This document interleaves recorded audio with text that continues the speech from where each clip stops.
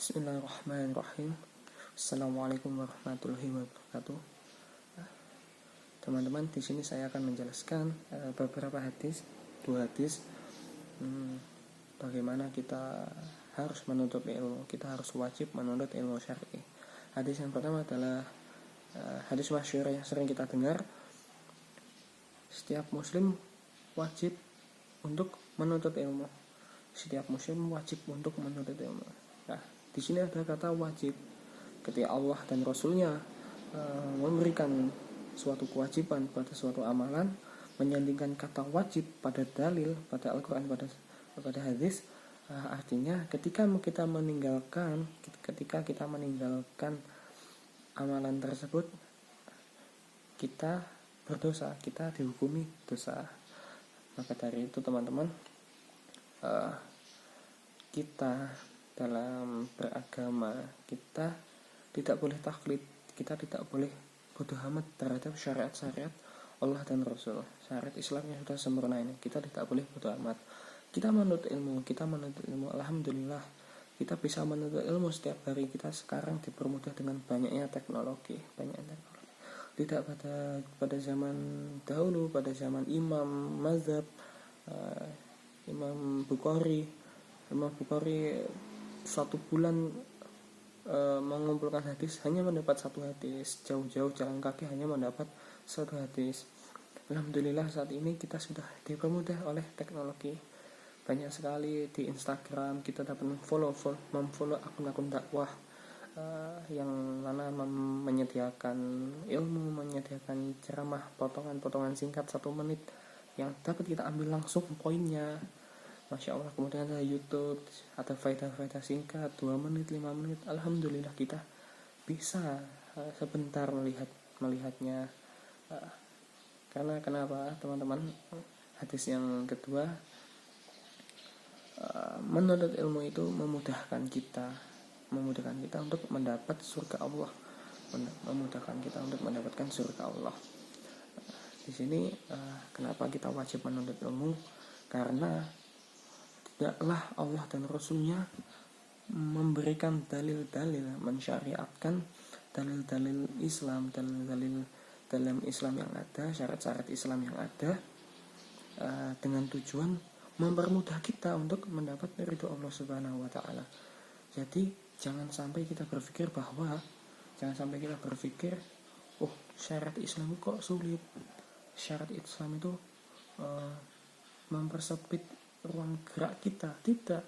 Syarat Islam bahkan justru sesuai fitrah kita. Syarat Islam lebih mempermudah kita dalam segala muamalah kita, dalam segala hubungan kita dengan Allah, hubungan kita dengan makhluk. Syarat Islam sangat mudah. Agama ini mudah teman-teman. Agama ini mudah. Contohnya saja yang sering terjadi, ya katakanlah yang saya alami, yang teman-teman juga yang lainnya alami. Contoh saja syariat tentang meninggikan kain di atas mata kaki, laisbal. Nah,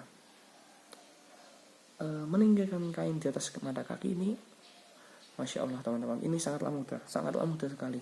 Ketika kita menggunakan kain di atas mata kaki, ya ini sangat mudah, tinggal dipotong kan, sangat mudah. Akan tetapi kenapa teman-teman, saudara-saudara semuanya banyak yang menghujat teman yang menggunakan kain di atas mata kaki, dihujat jelek, padahal ini adalah suatu syariat Islam. Dan kenapa ketika melihat wanita atau teman-teman lain yang menggunakan kain bahkan di atas lutut mereka, menggunakan pakaian yang mini, mereka mewajarinya. Mereka tidak ingin menasihatinya, seakan-akan hal itu sudah suatu hal yang wajar, tidak dinasihati, tidak dipermasalahkan. Akan tetapi ketika ada saudaranya yang ingin menegakkan sunnah, yang ingin menegakkan syariat Islam, dengan hal sesimpel itu, kain di atas mata kaki, masalah penampilan, kita hujat mereka. Kenapa kita hujat saudara kita yang ingin menegakkan sunnah? Kita hujat mereka, kita samakan mereka dengan kita caci mereka, kita berikan mereka sebutan-sebutan yang ya subhanallah sangat jelek sekali. Takut kebanjiran lah, takut apalah, kainnya kurang lah, masya Allah. Kemudian masalah berjenggot, nah, dihujat, dikini, masya Allah. Ini jika bukan suatu syariat, pastilah kita tidak akan mempertahankannya. Para teman-teman kita tidak akan mempertahankan jenggot tersebut. Ya, alhamdulillah kita sudah dimudahkan oleh banyak teknologi. Jadi tidak ada alasan untuk malas dalam menuntut ilmu. Jadi setidaknya satu hari kita bisa menuntut ilmu, mendapat masukan tentang ilmu-ilmu baru, ilmu-ilmu syar'i, yang mana ilmu syar'i ini tidak hanya membuat kita semangat, tapi kita bisa mengamalkannya. Bukan hanya kata-kata mutiara yang hanya membuat kita semangat, tapi ilmu syar'i, ilmu agama Islam, kita semangat dan juga kita dapat mengamalkannya untuk mendapatkan pahala dari Allah Subhanahu wa taala. Jadi ilmu syar'i juga akan memperbaiki setiap kehidupan kita menjadi lebih baik. Seperti itu kurang lebihnya. Jadi manfaatnya juga kita terima sendiri. Siapa sih yang tidak ingin mendapatkan ridho Allah? Siapa sih yang tidak ingin mendapatkan surga yang luasnya seluas langit dan bumi?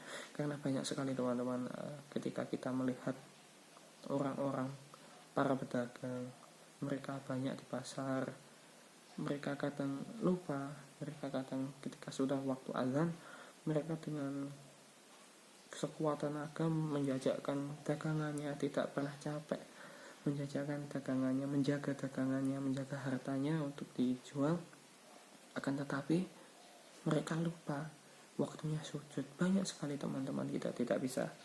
Ya, kita sedang berusaha sendiri untuk diri pribadi juga menjadi lebih baik. Akan tetapi ketika seseorang meremehkan suatu ilmu syar'i, suatu syariat, pastinya juga dia akan pasti meremehkan suatu kewajiban beribadah pada diri mereka masing-masing. Mereka sangat meremehkan, padahal amalan sholat adalah amalan pertama yang dihisab oleh Allah, amalan yang berhubungan dengan Allah yang akan dihisab oleh Allah.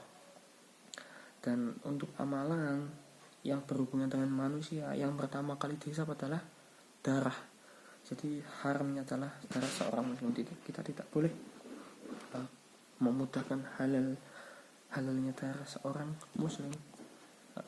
Jadi para kawarid juga, masya Allah, subhanallah, mereka sangat bermudah-mudahan dalam menghalalkan darah seorang muslim.